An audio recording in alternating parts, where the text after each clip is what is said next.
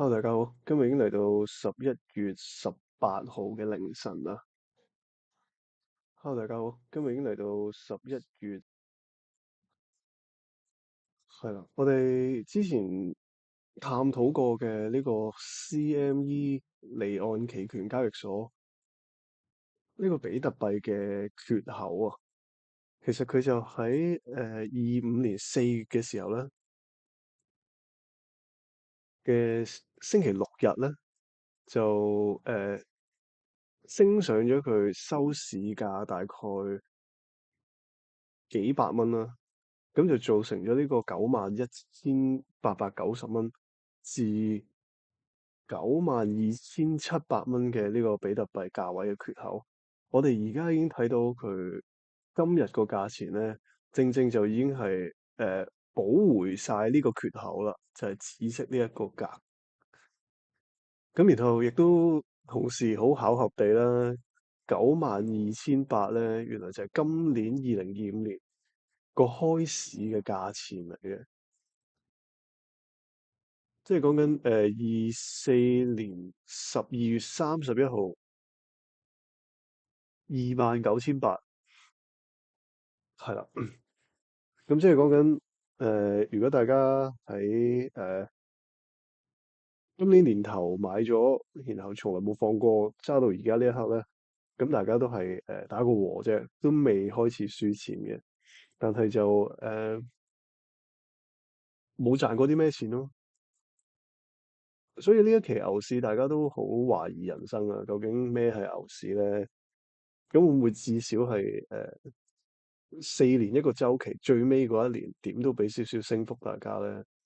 定係話原來10月頭嗰一次升穿12,500已經係呢個牛市周期嘅摸咗頂咧？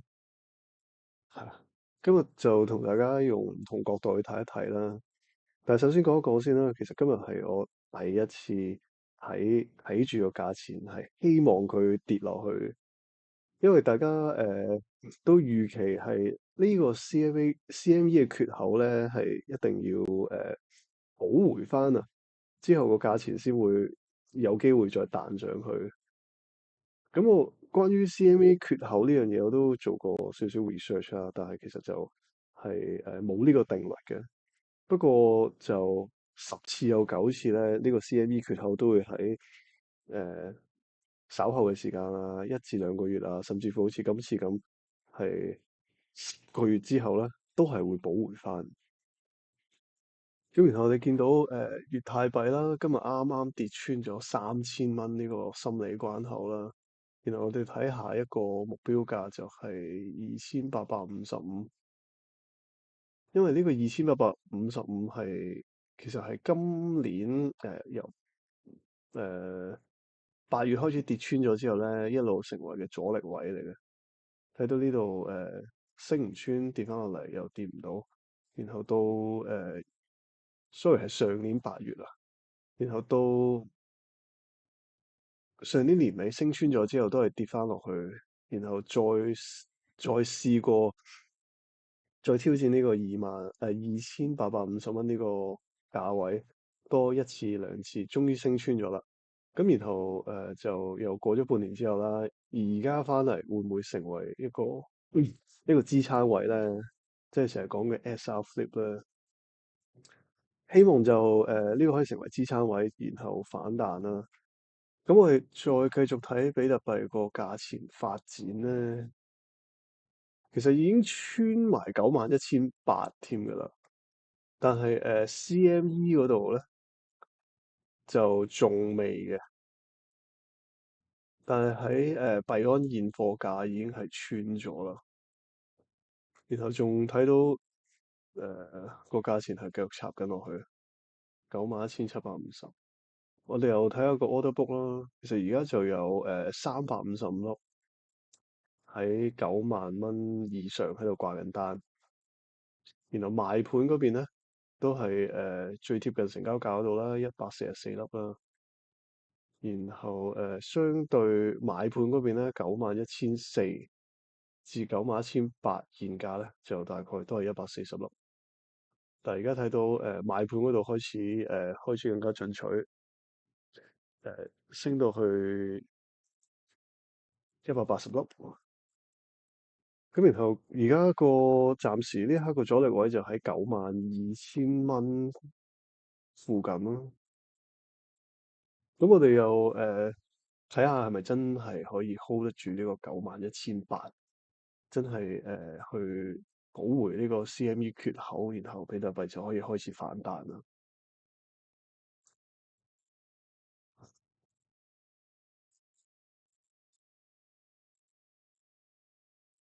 咁都繼續講翻我哋呢個趨勢線啦。其實喺2023年10月開始，呢個牛市喺25,000蚊嗰度，一路呢條斜線咧都成為一個未穿過嘅趨勢線嚟嘅。雖然我哋啱啱呢個星期咧已經跌穿咗個50周移動平均線，仲跌穿咗好多下添嘅。咁我哋睇多一個 flip level 0.236，0.236就會係86,600蚊。咁當然唔希望佢會跌到咁低先至反彈啦。因為講緊CME 缺口都係大家睇嘅最後一個需要補回啊重返嘅一個價格。咁我哋又睇下 on-chain data。其實今日嚟講咧，已經唔係講緊啲交易所喺度掉緊貨咯，反而見到佢哋係開始將佢哋啲穩定幣 USDT 啊、USDC 啊，去 send 去唔同嘅錢包啦、其他交易所啦，應該係做一個回購嘅動作啊，去買翻現貨啦。試下 refresh 啊，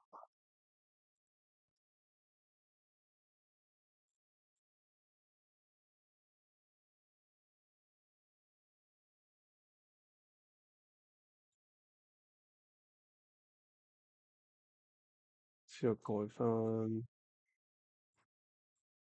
100萬以上嘅我哋先睇啊，太細都冇乜代表性。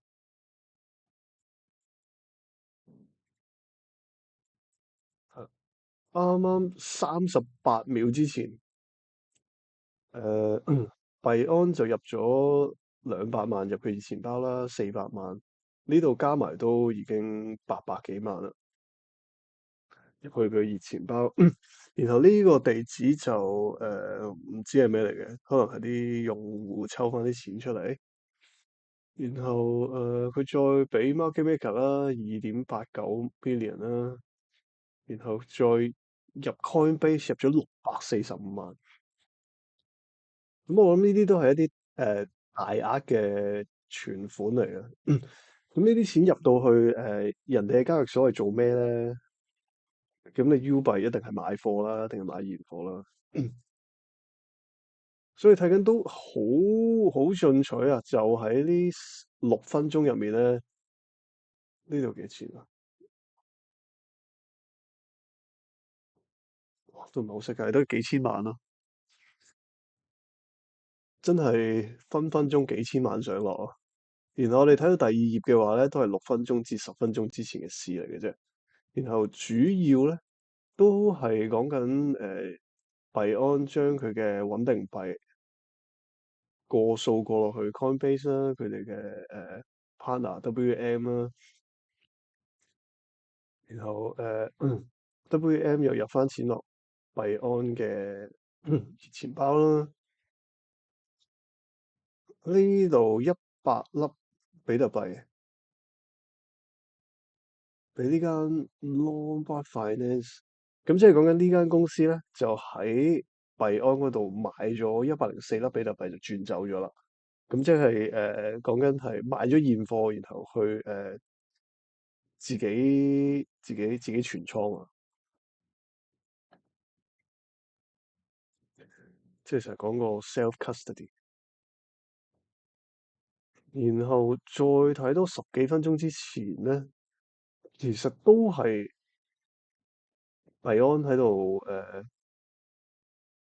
將佢嘅穩定幣過緊去唔同嘅地方。我諗呢度粗略估計都去到超過100個 million。除咗呢個17分鐘之前咧，誒幣安 send 咗400幾粒越泰幣去 WM 嗰度，呢度大概130萬。然後再睇十幾分鐘前，都一路都係幣安 send 緊啲穩定幣去唔同嘅地方啦，呢個 Kraken 啦，呢個唔知咩戶口，Market Maker 啊，誒係啦。所以今日整體嚟講咧，應該係啲交易所見到個價錢已經差唔多觸底咧，就開始去去回購翻啲現貨。所以見到今日嘅跌勢咧，其實已經唔係講緊話交易所要再執低個價去強制平倉，去斬啲用戶倉。今日嘅爆倉人數啦，差唔多16萬啦，然後總價值就800幾個 million，即係8億幾美金啊。咁但係最有趣嘅咧，就係越泰幣咧個爆倉嘅方向咧，係反而係買跌嗰班人輸喎。然後比特幣嚟講都係買升嗰班人輸啦，300幾個 million 啦。因為琴日其實越泰幣試過掂到差唔多3000蚊，但係就即刻反彈去3200，然後今日又跌翻落去2900幾。咁呢啲上上落落都係一啲我覺得都係仲有涉及少少市場操控啦，去強制平倉啲用戶。然後我哋再翻嚟睇下呢個 heat map 啦，我哋最關注一個圖啦。如果以3個月都唔使3個月，用睇1年添啊，可以。比特幣喺幣安上面，呢一年咧，咁我哋睇到開市嘅時候，誒、跌到落去4月10號，73000幾蚊呢啲位。咁就從嗰陣時開始咧，啲人都已經喺度開緊啲倉位啦，一路買緊上去啦。其實如果呢度睇咧，向下咧都仲有，嗯，七，哇，去到8萬嘅話，都仲有6個 billion 可以去斬倉，可以俾都會爆倉嘅。但係如果睇翻唔好睇咁遠，睇翻半年。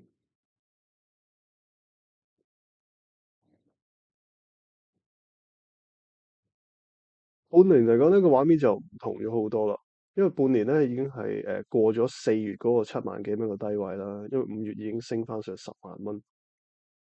咁如果睇半年嘅熱力圖嘅話咧，其實就算個價錢掉到去8萬蚊咧，都只得1.4個 billion 係強制平倉嘅啫。但係調翻轉向上嘅話咧，只要個價錢去到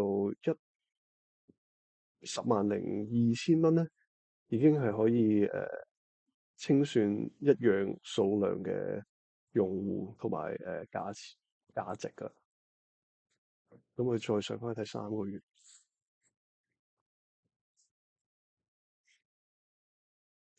如果3個月嚟講，就喺買方嗰邊咧，就更加已經冇乜錢啦，因為睇到個圖都差唔多掂唔到底咁滯啦。如果向下清算到9萬蚊咧，大概就多500個 million 啦。但係如果向上咧，向上的話咧，只要去到9萬8啊，去到9萬8已經可以清算3億6千萬美金，淨係喺幣安一個平台。如果去到10萬咧，就大概兩個 billion 啦。咁我哋睇到呢啲交易所個部署都係諗住向上平倉啦，因為呢啲數據都呃唔到人啊，喺鏈上數據都係顯示緊呢啲交易所係開始動用緊佢哋嘅穩定幣嘅儲備，send 緊去唔同嘅地方開始買緊貨啦。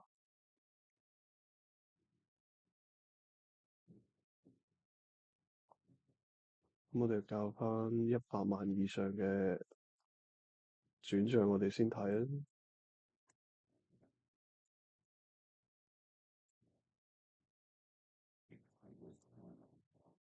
係呢度1分鐘真係分分鐘都幾千萬上落啊！幣安擺翻啲錢落佢自己熱錢包，擺翻錢落熱錢包。2分鐘之前900萬美金，1001萬，1006萬，呢度差唔多已經係2分鐘已經係做咗2000萬嘅轉賬翻去佢哋嘅熱錢包。咁個價格度有冇反映到咧？睇落暫時就仲未嘅，個價錢都係仲係向下行緊，去到91600。咁我諗而家呢一刻個價格走勢咧，都係一啲散戶恐慌性拋售啦。我諗呢個短期恐慌性拋售可能會持續多12至24個鐘頭，因為比特幣已經喺今個星期日，今個星期一朝頭早8點結算，每周結算係第一次跌穿50周移動平均線，仲要係跌穿咗好多添嘅。咁我哋而家睇就係會唔會有一個強力嘅反彈咧？然後個反彈又會去到啲咩位咧？因為而家呢一刻我哋如果係向升嗰方面睇咧，咁我哋期望緊啲咩咧？就係先頭所講嘅交易所向上清算啦，就係一啲最近先入市開始short 個 market 嘅，即係做沽空嘅倉嘅一啲用戶啦，即係講緊喺跌到可能98000至99000開始開呢個沽空嘅倉啦，呢一紮人啦。如果就真係唔係好相信個牛市，就可能牛市個頂已經係掂到啦。但係我就唔係好相信今次會係斷崖式咁跌落去，跌翻落去50000咯。我覺得至少都會有1至2次嘅強力反彈，係又係可能係啲交易所去做出嚟嘅，係向上清算翻呢啲用戶。因為講緊其實個錢都好多啊，去到9個 billion。如果係翻翻去歷史高位。雖然而家比特幣個走勢一路都係走緊下坡啦。如果我哋睇翻 CME 嘅圖啊，好，我哋見到個 CME gap 咧已經係完全咁補回咗啦。因為呢度係91800，但係我哋而家個價錢去到91685蚊啊。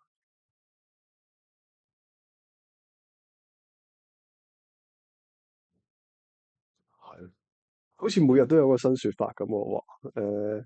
108K 係一個已經係一個 CME gap 啦，fill 咗啦，然後開始反彈啦，然後再下一次就話哦，又有個 CME gap 係104嘅，係104咁fill 咗之後又反彈喎。但係一路我哋都睇到係持續呢個跌勢，由歷史高嗰一日10月7號開始係跌到落而家。雖然佢中間都係上落上落咁樣啦，但係每一次嘅高位都係低過上一次，然後每一次嘅低位都係低過上一次，仲要係低好多下添。然後最近嗰一次其實都有個都有個有冇咧？冇啦。上個星期嘅收市價94,100啦。咁但係我哋今日星期一個開市價都係94,000幾度，所以我哋今次係冇呢個 CME 比特幣價格嘅缺口出現嘅。哦，咁呢個向下嘅趨勢又持續到幾時咧？而家最流行嘅說法咧，都係講緊呢個 CME 嘅缺口啦。咁今日已經 fill 咗啦。咁然後 fill 咗之後，咁我如果個價錢繼續向下跌嘅話，咁你又點講啊？你又啲有咩說法咧？咁其實都係睇多向下睇多一個價位啦，就係86000至88000之間啦。如果到呢度咧，都冇承接嘅話咧，咁就真係宣布呢個加密貨幣市場第五個 cycle，2025年正式結束啦。不過呢條斜形嘅趨勢線咧，就會睇到大概喺90500蚊嗰度，應該會係一個 reaction area，會有啲用戶開始覺得，哦，個價錢都調整咗咁多啦，喺當齊頭12,600啦，跌翻去90000啦，其實都36,000蚊嘅調整。即係超過，我諗都有30%嚟咯，咁計28%左右，係咯。咁一個牛市嘅調整期，比特幣跌30%，其實都試過唔少次。即係1月到4月啦，又係講緊美國總統上場之後開始玩關稅，玩到啲人冇晒癮啦。咁嗰陣時都係跌咗31.8%。但係如果唔計支針嚟講咧，計收市咧，我哋就28%。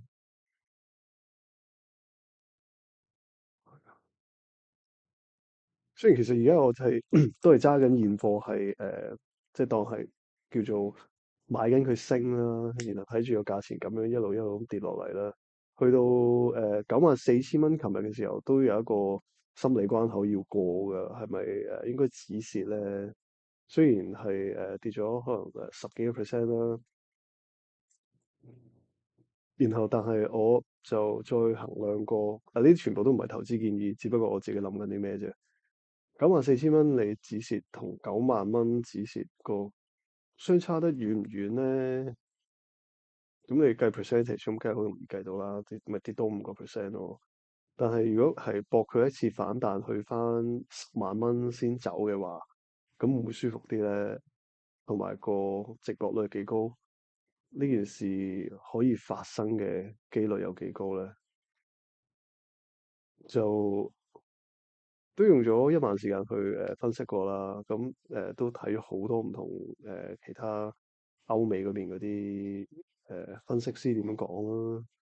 我諗大家而家最期望最短期會發生嘅嘢就係一個小型嘅反彈啦。因為我哋睇到每一次個價錢向下跌嘅時候咧，都會有一個承接，有一個反彈嘅。咁啲喺上個星期啊，上個星期嘅反彈大概有8%，然後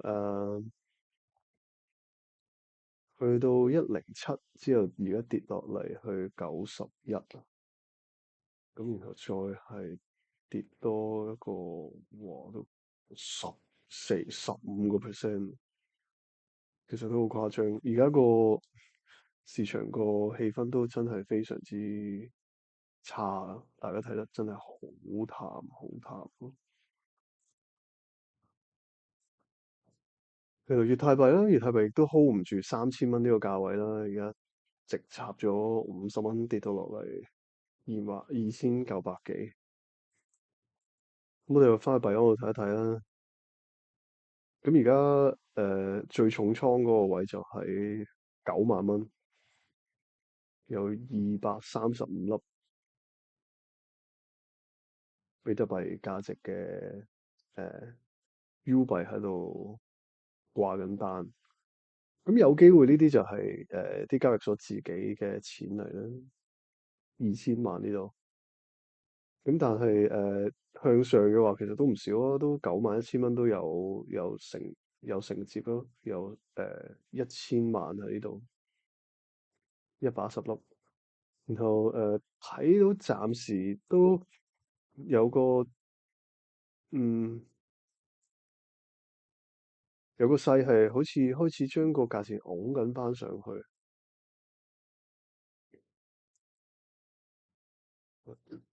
但係買方嗰邊都繼續係幾進取嘅，一路將啲貨搬落去接近成交價嗰個位嗰度。我哋再望一望以太幣，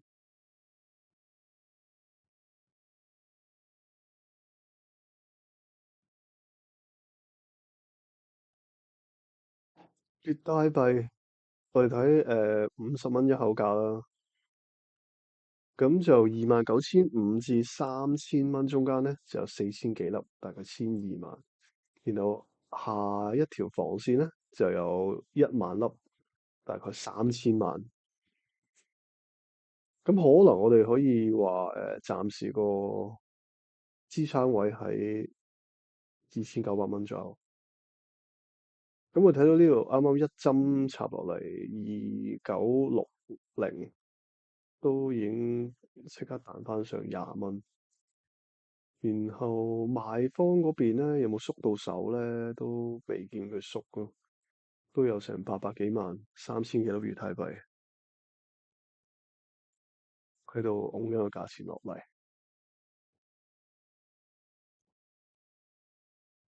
好，咁我哋而家睇一睇X 上面嗰啲貼文先啦。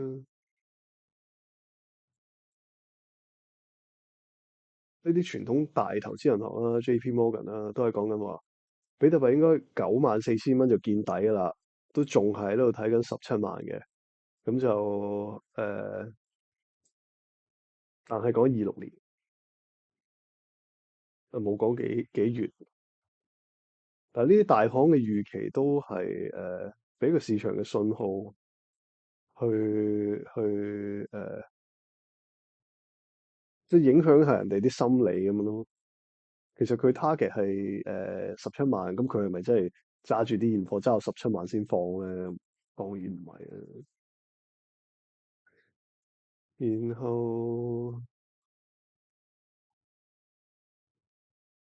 再睇下，原來啱啱琴日咧，比特幣個出產量咧已經啱啱掂到95%啦，即係講緊喺比特幣嘅有生之年咧，就只會得翻5%嘅出產量啫。佢2100萬粒，5%係啦。咁佢會喺嚟緊18年之內出產到99%左右啦。因為而家呢一刻經過24年嘅減產減半之後咧，咁就每日嘅產量大概400零粒啦，400零粒乘10萬蚊一粒，即係4000幾萬。係啊，每日嘅沽售壓力可以話係4000幾萬啦。雖然呢啲掘礦公司就唔會係每日都賣貨嘅，佢哋都係去到一個位係個價錢，比特幣嘅價錢同埋佢個比特幣生產成本咧，開始唔成正比啦，開始跌翻落嚟嘅時候，先開始拋售，就好似而家呢個情況咁樣。因為講緊比特幣嘅生產成本都係電啦，同埋啲 GPU 嗰啲晶片啦。咁佢要不斷咁 upgrade 啦，因為要鬥快搶到嗰個 block，然後去用呢啲顯示卡去計嗰啲超級難數學題咁誒。鬥快去破解咗，咁佢就可以攞到嗰個 block reward，然後就可以得到嗰10分鐘入面個 transaction 嘅 validation 嘅權利啦。咁然後佢就可以獲得佢嗰個比特幣嘅獎賞啦。咁然後每日就出產400幾粒，然後到下一個 cycle，即係講200年再減產嘅時候，就變咗每日得返200幾粒。咁呢個係最終極抗通脹嘅一個演算法啦。雖然個時間係都拉得幾長下嘅，但係對一個資產嘅成長速度嚟講，比特幣已經係誒歷史上冇一樣咁嘅嘢出現過。你話哦，金價我破4000美金喎，咁但係佢已經係一個4000年，即係由人類歷史以嚟已經係有嘅一個商品嘅價格出現咗，係到而家破咗4000蚊。然後再睇有啲咩新聞啦，跟住睇咗 Fundstrat 啦，即係 Tom 呢間公司 BitMine，佢哋都最近買咗5萬幾粒以太幣，就差唔多1億6900萬美金。佢哋而家就 hold 緊1個 billion 嘅以太幣啦。都係當啲散戶開始冇信心嘅時候啊，大戶就開始立貨。呢啲特色都係不斷咁重複咯。好似如果我琴日賣咗咁今日咁梗係高興啦，避咗險啦，然後今日再跌啦。不過大家都要留意翻嗰個支撐位係咪真係支撐到？雖然我哋已經係破咗幾個支撐位，咁但係會唔會最後一注係可以搏到個反彈，然後去到平手啊，甚至乎個牛市繼續行落去咧？定係而家呢一刻止蝕離場，唔好望翻轉頭咧？我諗甚至乎有啲朋友係再早少少，可能23年尾啊、24年已經入咗貨啦。咁佢哋可能而家仲係正數緊嘅。咁佢哋去做一個避險嘅動作，我覺得好合理。但係如果你而家跌緊少少嘅話，你止蝕咧，亦都係需要做嘅。如果係開槓桿嘅話，咁就更加應該要 deleverage 啦，要減低你個倍數啦，去到2倍啊、1.5倍啊，咁就比較穩陣啲。因為你搏個反彈，亦都有個倍數喺度。如果佢唔反彈嘅話，你都係唔會輸得好冧咯。不過呢啲全部都唔係投資建議啦，都係自己個人嘅諗法啦。咁我現貨同埋槓桿倉我都有開緊嘅，但係槓桿嗰邊就已經係個倍數跌到落去2倍啦。即係講緊我而家10萬蚊開倉，咁我係要5萬零蚊咧，先會俾人哋強制平倉。所以如果你個倉位係去到呢啲強制平倉位咧，你都仲有權去搏一搏個反彈。因為其實唔知道噶，可能突然間有一針插咗落7萬幾，咁點算啊？如果係開3倍嗰啲，咁就玩完噶咯。都唔喺細幣嗰度就經常發生啦。但係如果比特幣嚟講，佢有咁多流動資金喺度吸緊，每一次跌市嘅平貨咧，都仲可以話唔會俾呢啲中心化交易所操控得咁犀利，唔會話一針跌30%咁勁。不過就而家睇緊個走勢咧，去翻比特幣先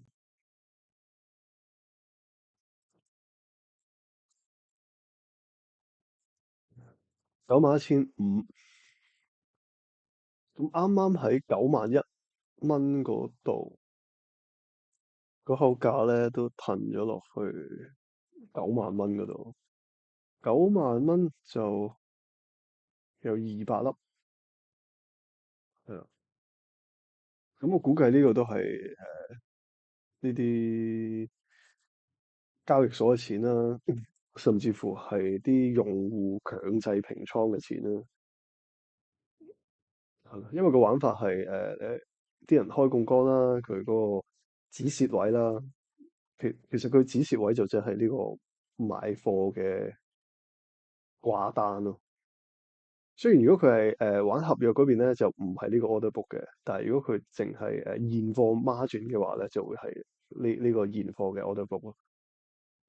可能會有一批用戶嗰個強制平倉價或者佢嘅止蝕位啊，佢擺喺9萬蚊嗰度，所以變咗9萬蚊呢度有個支撐位。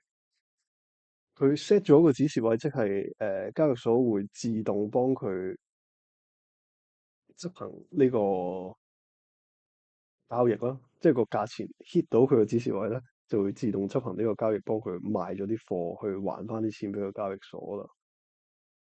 咁我諗呢個係咯，都係個兩樣咯，一係交易所嘅錢啦，一係就係用戶嘅止蝕位嚟嘅。咁但係呢個就唔係 fix 死喺度嘅，係有市場動態一路喺度喐緊嘅。咁我哋可能會睇到哦，原來個價錢一陣轉個頭拱翻上9萬3喎。咁呢啲止蝕位呢啲兩百粒咧，可能就拱咗上去9萬1千蚊嗰度啦。係啊，咁我哋睇到個價錢15分鐘圖，其實今日誒係啦，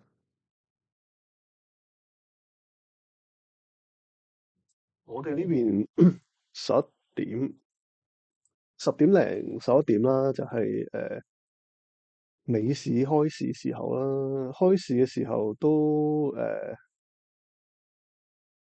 又係做咗個假象俾大家先嘅，喺9點半跌到落去93800，佢一個鐘頭咧，有45分鐘咧喺度好似醖釀緊件事咁，但係之後最尾嗰15分鐘咧，哇一升翻去96000蚊。咁呢個都係啲交易所好似出去釣魚咁啊，撒啲網啊，落啲嚟啊，去引啲人話哦，今次一定係一個 V 型反彈啊！你睇下一開市開始升，引咗啲人去開長倉，即係去 long 啦，去做多啦，然後係啊，然後喺同時咧就開始掉翻貨啦。咁好啦，咁你跌咗落嚟，一買即跌，一買即跌，咁一買即輸，咁你點咧？你斬唔斬倉咧？咁梗係唔斬倉啦，梗係睇啦，睇就繼續輸多啲咯。喺呢個96000蚊呢個位一路跌咗差唔多5%，跌到落去91200，因為又再次穿咗呢個93000、92300呢個心理關口咧。92300係我之前都冇掂過92300，係冇掂過。係咯，咁可以講話心理關口係93000啦，因為早一日嗰支針係穿咗落去啱啱93000呢度，係可能佢跌咗落93000，哇，又輸咗一條防守線咯，咁我開始又投降啦，買貨啦，咁然後啲交易所又掉咗4%咯，睇到而家呢一刻，個市連96000跌到落嚟，啱啱12條花。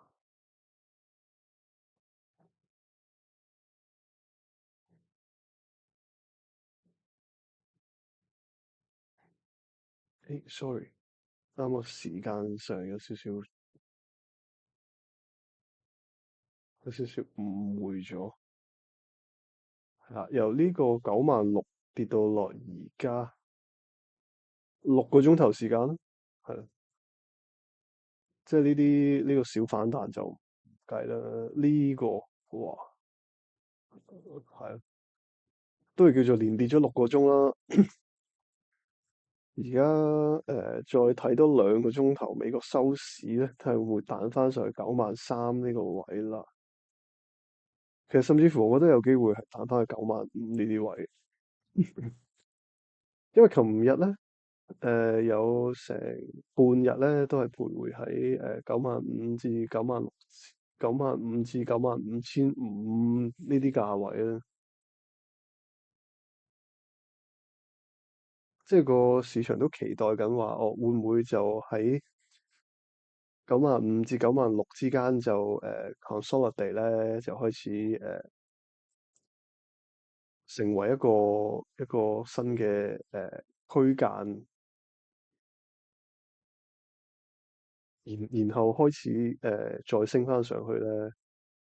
咁今日睇就失守咗啦，已經91800啦，又再翻去 CME 嗰度睇，CME 跌咗3%，91500，係，但係幣安現價就多100蚊多啲。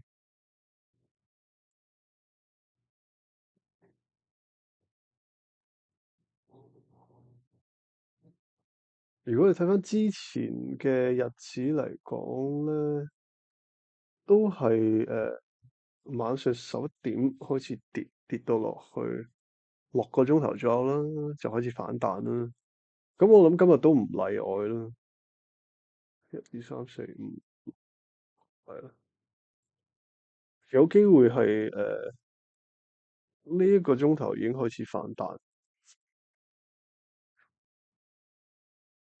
，98000幾，係啊。啱啱我哋睇到啲91000蚊呢個價位嘅200粒咧，都已經拱咗上去推價錢啦。然後上面掛單買盤嗰邊咧，都已經跌到落去唔夠120粒，係啊，三口價加埋啦，130粒啦。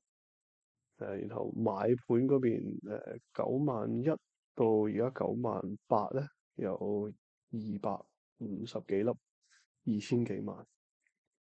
咁啊，最後翻去再望多一次啲交易所係點樣部署緊咯。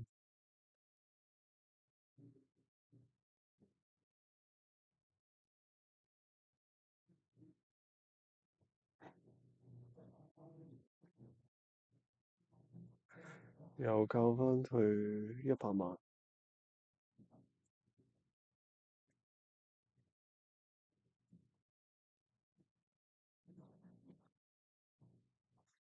係啊，哇，都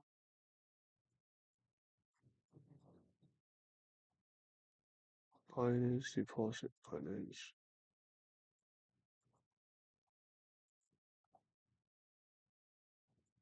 哇，個市場都喐得好犀利下，15分鐘。好，由20分鐘前開始睇咧，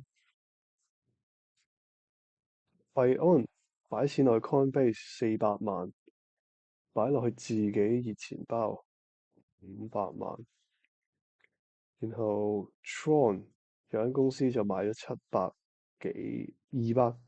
220萬嘅 Tron，攞咗去喺託管嗰度攞翻出嚟自己監管啦。然後 Doge 300萬，USDT 300幾800幾，呢度有1000啊。呢個人係咩嚟嘅？FT Pool，嗯，都係啲資金池嗰啲賺息嗰啲用戶，150萬擺落去 Coinbase。哦，呢個唔知咩嚟嘅。哦，Galaxy Digital，佢攞翻500萬現金出嚟。Bybitcrypto.com，咁呢啲幣安過錢去人哋嘅交易所，咁就係掉錢過去嗰邊買貨啦，都係。Bybit 又係啦，誒、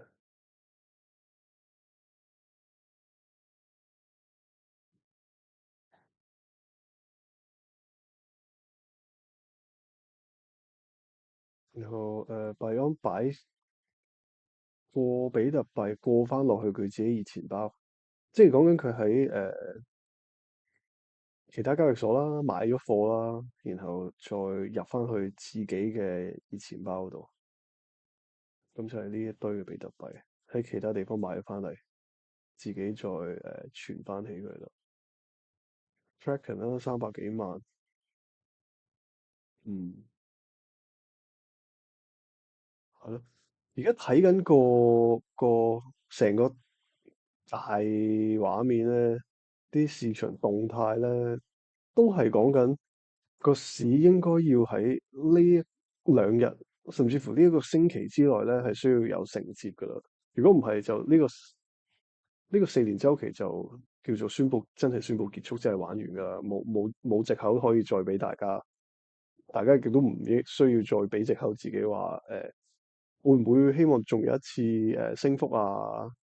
點解喂呢個牛市搞成咁啊？唔係話個 cycle 最後一年係升得最勁嘅咩？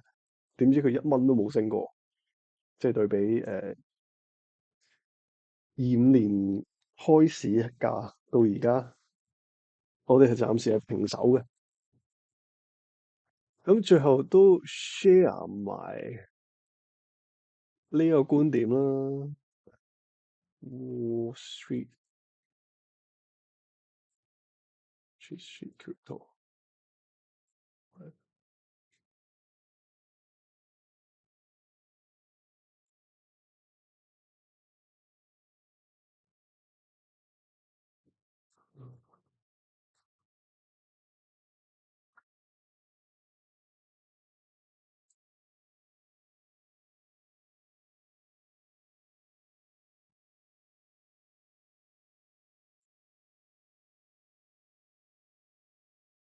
係咯，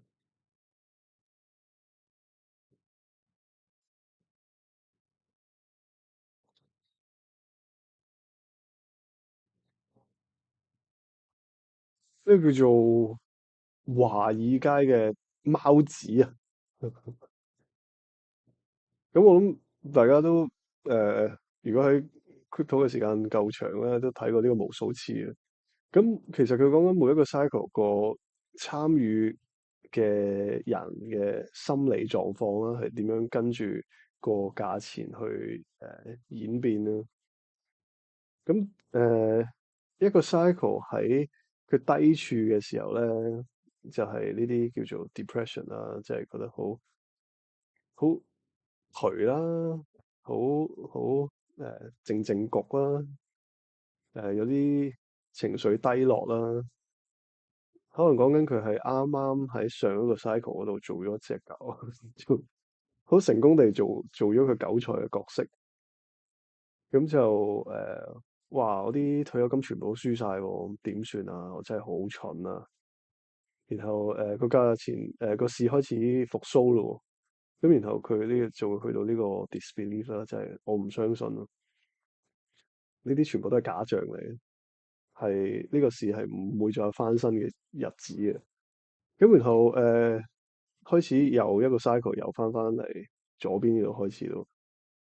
咁佢唔相信之後咧，見到個價錢，喂唔係喎，真係升喎，升咗成即係好似比特幣23年尾到24年咁，15,000蚊升到27,000喎，開始有翻啲希望。咁開始有翻啲希望嘅時候咧，個市咧又掉一轉先㗎啦，即係唔會一支箭咁升上去咁樣。除咗 C cash 之外咧，咁呢個好個別例子就唔講住先。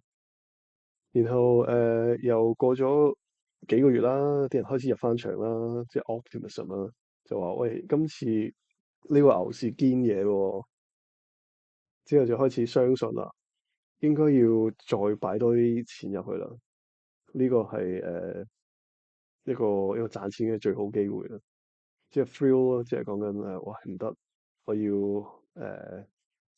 開埋槓桿添啊，你要叫晒所有人買。信心住，即係當啲 KOL 出嚟講嗰陣時話，你而家唔買，你會後悔一世啊！如果你今日買咗嘅話，你可以令到你全家人唔使做啊，誒、可以一個 trade 養三代啊之類嗰啲説法咧，咁其實都係韭菜進場嘅時候咯。其實到最頂啦，Euphoria 啦，真係好似 high 大咗咁樣啦，哇！真係冇人輸緊錢啦，因為歷史高，咁梗係冇人輸緊錢啦。真係好聰明啊！我哋全部都會發達啦。咁但係係咯，去到啲情緒最高漲嘅時候咧，就當然物極必反啦，樂極生悲啦。咁就有一個大調整，就跌翻落嚟50%，但係都會有一個叫技術性反彈啦，就去翻即係如果用 FIB level 嚟計咧，呢度到呢度咧，咁呢個應該係大概50.5 FIB，甚至乎去到0.618嘅。咁然後呢個技術性反彈咧，啲人就會又開始相信啦。我哋只係週期性調整嚟嘅啫，我哋應該再開始再升過啦。咁而家雖然今次25年月呢個頂咧，就唔真係一個歷史上最悶啊，最唔情緒高漲嘅一個歷史新高咯。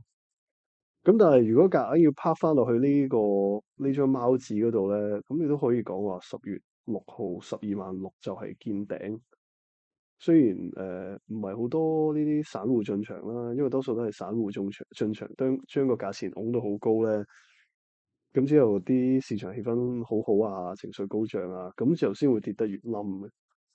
但係就算冇都好啦，咁我哋而家有30% 調整，跌到落呢個位啦。然後我哋睇個反彈咧，都係升翻可能20%咯，升翻20%，技術性反彈啦，叫做啲人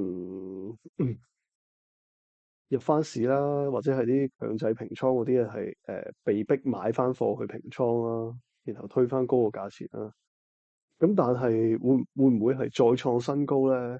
我諗真係唔好期望咁多住先。應該如果大家而家揸緊貨，抱住咗即係喺水底想浮翻上面嘅話咧，都係睇緊下一腳呢一下咧，應該就要開始散咁啲貨，開始誒 de-risk 啊，開始減低你嘅風險啦。或者你可能留翻最後50%，甚至乎30%係誒擺翻去比特幣、以太幣。咁如果佢升嘅話，咁你都唔係走晒啦。但係如果佢跌嘅話，咁20-30%，咁你可以長揸咯，擺落去定期咯，收下息咯，然後等多一年，再經過呢段咁長嘅時間，呢個熊市之後，咁咪再先搏佢反彈咯。因為如果而家呢刻賣晒嘅話咧，咁有好大機會咧，你見到佢幾低，你都唔會咁輕易入翻嘅，反而係等到下次再升去到呢啲位咧，大家先有興趣入翻。但係今次呢個 cycle 咧，就將呢啲上落咧拉得好平啊，即係又唔情緒又唔係好高漲，又唔係輸得好慘烈，但係佢陰啲陰啲咁跌落嚟，將呢條斜線拉到冇咁斜咁樣咧，反而啲人仲輸得多，係咯，輸錢之外又輸埋個時間，輸埋個機會成本咯，即係叫做我同一嚿錢擺咗喺加密貨幣，1月擺到11月，係一路喺度縮緊水咯。如果你講緊揸比特幣都好啲，你係平手；如果揸其他細幣嘅話，係大部分都係輸緊咯。就算係平手嘅話，咁你都輸咗11個月嘅時間咯。不過而家講翻轉頭都冇乜意思啦。但係而家呢刻咧就睇下會唔會有呢個技術性嘅反彈啦。技術性嘅反彈咧就係令大家嘅一個好好嘅出口，可以去減低風險啦，甚至乎係獲利離場啦，或者係止蝕離場啦。咁然後我哋睇埋呢個開唔到，唔緊要。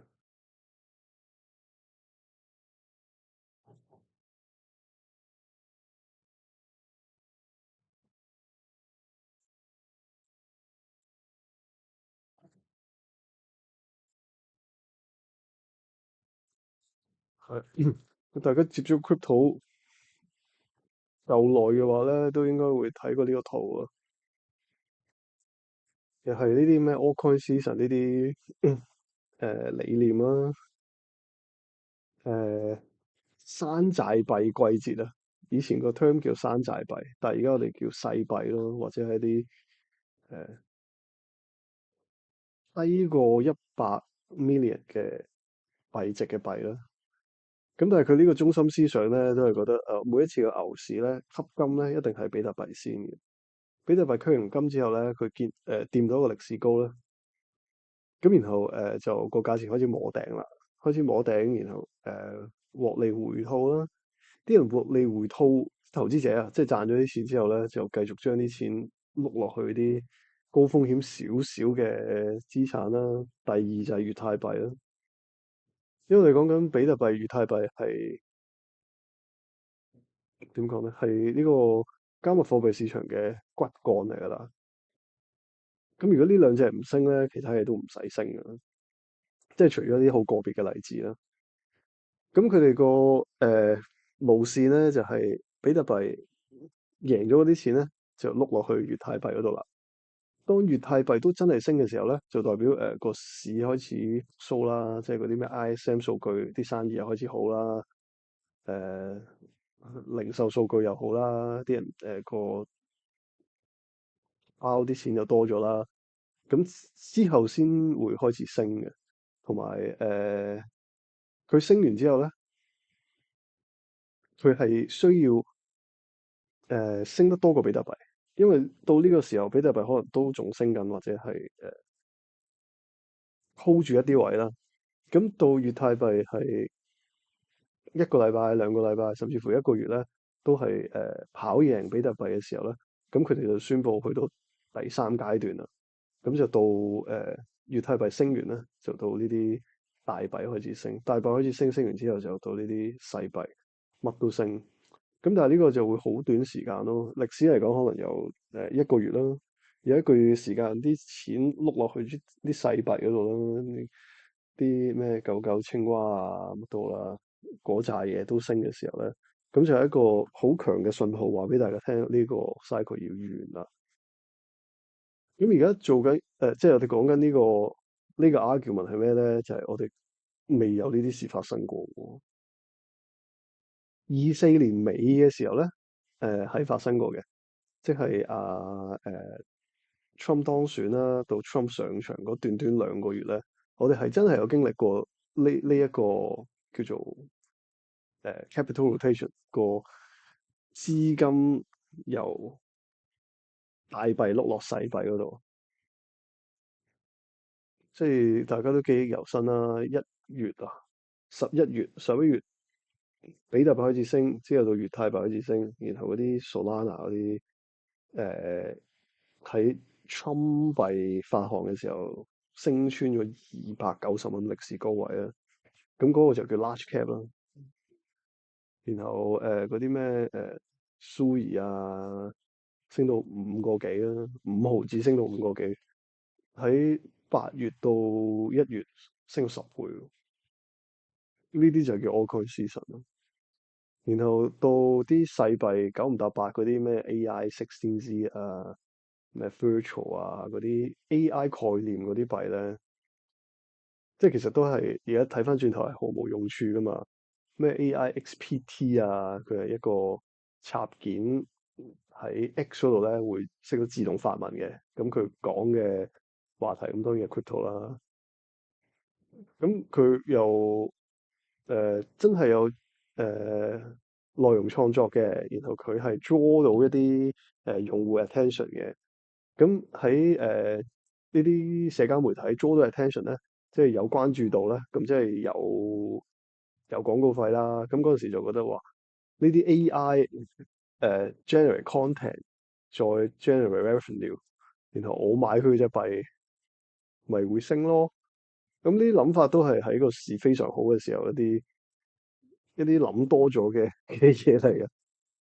咁係啦。咁而家個市咁慘淡，咁大家梗係頭腦清醒啦。如果去到哇真係個市爆升嘅時候，我都唔擔保我可以講得出呢啲説話。不過而家個 argument 咧就係講緊話，根本個市都冇升過，咁又會跌得幾多咧？其實你兩邊咁睇咧都係成立嘅。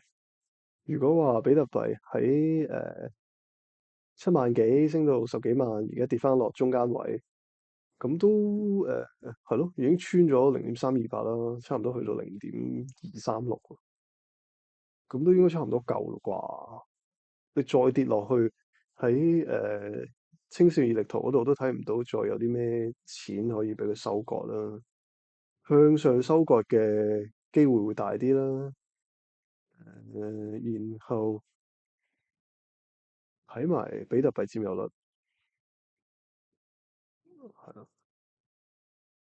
咁呢個比特幣佔有率咧，係講緊成個 cycle 都一路喺度升緊上去嘅。最頂嘅時候去到60%，之後跌翻落去57。呢一段時間咧，就係市場開始預期聯儲局會再減息啦。咁點知正正就係減息嗰日咧，就 mark 咗嗰個低位啦。係啊，即係佢哋成日講 buy the rumor, sell the news 啊。即係當件事喺謠言嘅狀態嘅時候咧，啲人就開始超前部署買晒佢啦。但係到件事真係發生咗，新聞報嗰陣時，啲人就開始買咯，玩完咯。因為市場都係一個有個前瞻性嘅特色啦，唔係講而家，係講未來噶嘛。對後市預期係乜嘢啊嘛？而家淨係講而家嘢嘅話，咁冇嘢好炒啦。炒嘅話係炒起佢定係拱低個價錢，咁就係呢啲價錢嘅上落先有利可圖咯。咁到10月11號嗰個大清算日咧，比特幣嘅佔有率咧升翻上63，之後一個低啲嘅高位啦，都係61啦。而家就已經徘徊咗喺59.5至60之間，都一段長時間啦。由10月14號到而家啦。咁如果比特幣真係可以有過到呢一關，真係啲交易所清算晒啦，嗰啲 CME 嘅缺口補晒啦，佢真係再升，無論佢係升，無論佢係升到一個新嘅歷史高啊，定係一個技術性反彈都好啦。咁呢個比特幣佔有率咧，都應該要升翻上61、62呢啲位，因為啲細幣係冇辦法跟住佢同佢一齊升，因為個市場上啲熱錢都已經咁短缺啦，成個市都好似乾晒糖咁，冇動力啦。咁你話點股市又得咧？因為股市佢哋自己公司會 buy back 噶嘛，會喺啲係咯，喺低潮嘅時候或者要托市嘅時候，佢哋會自己買翻自己嗰啲 share 咁嘛。咁但係比特幣冇咯，其他加密貨幣亦都唔覺得佢會有咯。即係好似呢個 Hype 啊，同埋 Pump 啊，佢哋成日話用自己嘅利潤去買翻自己個幣，去支持個價格。咁到而家咁算唔算有咧？可能都係嘅。佢又冇比特幣跌得咁慘添，其實 Hyper Liquid。但係 Solana 就進入咗一個 free fall 嘅狀態，直情係揾唔到個底喺邊，係咯？因為 Solana 嚟講喺呢個 cycle 咧，佢係誒散戶嘅最愛啦，因為佢哋炒啲新嘅細幣啦，誒、即係上年出嗰啲狗狗大頂帽啊，咩SPX 啊，嗰啲AI 概念嗰啲啊，多數都喺 Solana 度發行。所以當嗰啲新幣發行咧，係需要啲人買 Solana 呢隻幣咧去兌換嘅，同埋 Tron 幣啦，係 Tron 幣係佢掂呢個歷史高嘅最大嘅原因啦。因為嗰時 Tron 幣都係喺 Solana 呢條鏈發行啦，咁就首先啲用戶要買咗 Solana 先至可以兌換佢隻 Tron 幣。咁但係係咯，都一日之內都已經係跌翻落去235啦，即係講緊倉幣發行，然後啲人用咗 Solana 去換，換完之後咁發行商，喂咁梗係賣啦，梗係買翻啲 Solana 套現啦，咁所以當日咧個上落咧295跌翻落236咯，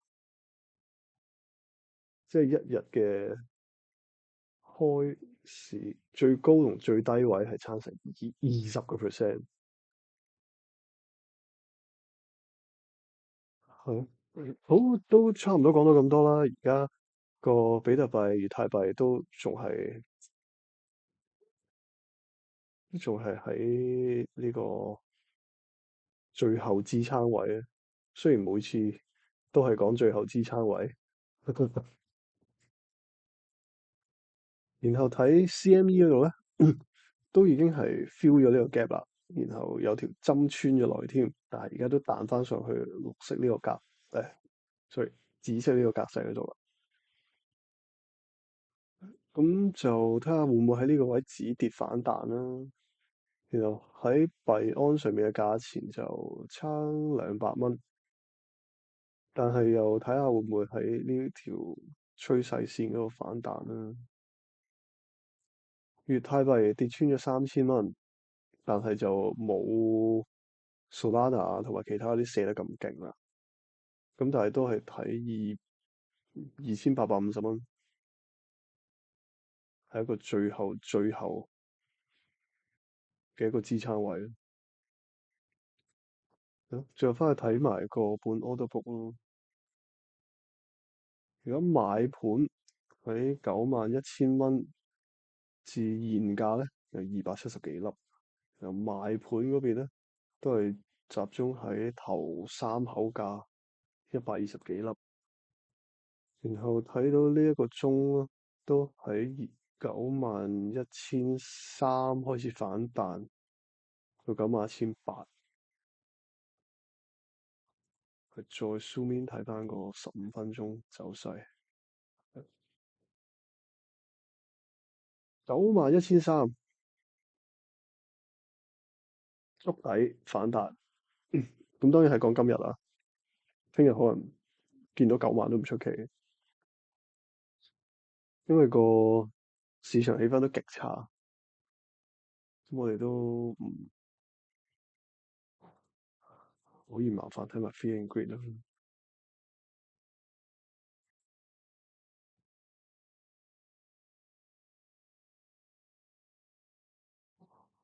Fear and Greed Index 即係講緊成個市場氣氛啊，而家係處於極度恐慌狀態啦。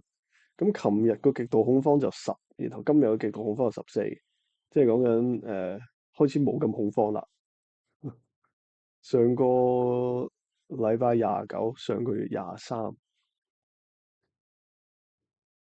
好，如果我哋睇一年啦，一年最低咧2月嗰陣時試過跌到落10嘅，咁但係4月先真係個比特幣嘅低位啊嘛，反而嗰陣時係18，即係講緊你就算個 Fear and Greed跌到落去，即係嗰個恐慌貪婪指數，如果越低嘅話就越恐慌啦，越高嘅越貪婪啦。即係對比翻2月尾，哇跌到落去16喎，但係反而個價錢撈底，4月9號嗰陣時個 Fear and Greed 係18，咁我哋就睇下個價錢嗰個圖，係二月尾，咦？sorry，2月係啊，哇，係6月嚟嘅喎，4月、1月、2月、2月尾係啊，就呢度咯。所以多數咧呢啲 Fear and Greed 咧跌到落去，真係極度恐慌呢啲位咧，都會迎嚟一個反彈嘅。咁喺兩個方面角度嚟睇啦，一個就係話哦，啲聰明嘅投資者啦，見到個價錢哦真係低啦，真係好恐慌啊！啲人已經係棄晒權、舉晒手、投晒降賣晒嗰啲貨啦，我可以開始撈底接貨啦。咁呢個一個説法啦。然後第二個説法就係個價錢已經跌到呢啲位咧，交易所都會開始部署翻去儲翻啲現貨啦，或者係向上清算啦。咁所以大家都期望即係可以期待一個技術性反彈，去俾大家離場嘅機會咯。咁當然好快離場嘅機會咧，嗰度逃生門咧又會閂門啦，又跌翻落嚟啦。咁3月11號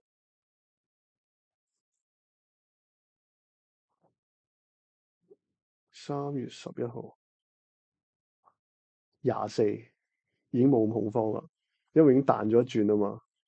要驚嗰啲人都驚咗啦，要走嗰啲人都係咯。咁然後到4月9號18，Fear and Greed 跌到落嚟18，咁就係呢個 cycle 嘅低位啦，即係講25年呢一年嘅低位啦，75000啊。然後都係一個反彈，就直一路一彈就彈到去111000啦，創新高咯5月。係咯，咁所以而家呢一刻咧，又再次去到 Fear and Greed 最恐慌性嘅時候啊。咁我哋又會唔會有呢個反彈咧？我相信係有嘅，但係我哋又嚟到呢個 cycle 尾咧，呢個周期最後一年嘅最後一季嘅差唔多最後一個月添啦。咁你仲有咩藉口俾大家咧？你都仲唔升，咁係咪真係已經玩完咧？都係幾有機會嘅。但係當唔好多啊，淨係一個技術性調整啦，升翻25%好未？咁當然上一次呢個 Fear and Greed 跌到落去18咧，咁佢一升，其實升到呢個歷史高係升咗差唔多50%。咁我哋又可唔可以期望50% 升幅咧？咁我諗首先唔好咁貪心住先啦，都係去翻啱啱開始跌嗰個位，11,500呢個位都升25%咯。因為講緊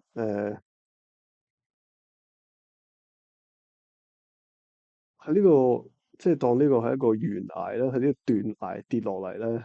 咁如果真係可以爬得翻上去嘅話咧，咁大家可以期望可能再有一腳可以再踢上去，去挑戰歷史新高咯。但係如果唔得嘅話咧，咁我諗大家就要喺大概呢啲位攞翻個格仔出嚟先。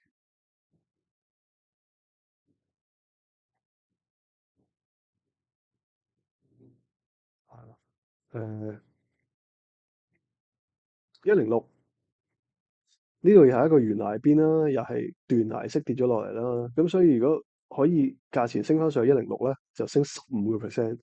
咁大家至少咧應該放翻一半先啦，我覺得放翻一半，甚至乎你進取啲嘅放住30%先咯。咁然後再上咧，如果即係再有力再上咧，升20%咧，去到3條1呢啲位咧，就我覺得我自己會有自己要放咁一半先咯。然後見佢哇，原來真係個走勢持續喎，升翻去115喎，升成25%喎。咁我諗會放7成嘅啦。咁然後最尾3成咧，睇下可唔可以翻返歷史高啦，126啦。咁就係呢度呢36%嘅部署。好，呢啲全部都唔成為投資建議啦。希望今日嘅觀點可以俾到大家一啲諗法啦。然後希望聽日睇到個價錢係會有反彈啦，因為好多數據都指住話開始見底，大戶開始撈底，個價錢應該會向上升。雖然係就算係一個短期嘅技術性調整咧，都係會俾大家一個比較理想啲嘅出口啦，去減持啦，減低風險啦，甚至乎係獲利離場。咁希望大家唔需要恐慌性拋售啦。我哋亦都睇到個市其實冇乜點樣恐慌性拋售。講緊呢度都係講緊1-2% 嘅上落嚟嘅啫。咁好希望聽日或者後日有個新嘅市場方向再開 live 同大家 share。希望大家subscribe、like 或者係 share，撳埋個鐘仔。希望之後開 live 嘅時候會有人現場可以一齊傾偈，一齊去討論下。好，講咗咁多先。